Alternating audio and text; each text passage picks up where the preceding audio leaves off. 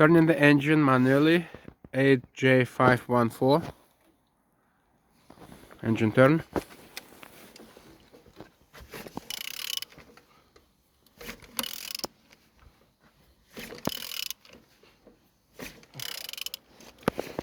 The compression is good in this engine, but we removed the belt because of the pulley is blocked. It's just turning to one side, the other one is not working here.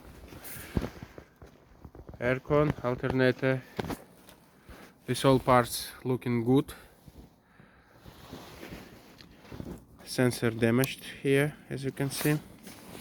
On top here, all injectors, everything looks good, it's dry.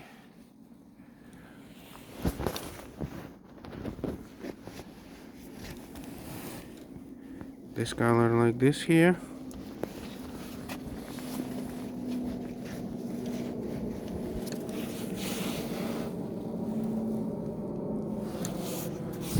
Turbo is in good condition.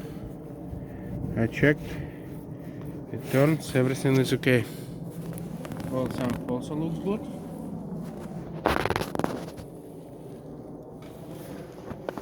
Automatic gearbox. Starter there inside. Also good, is not damaged. All the rest is okay.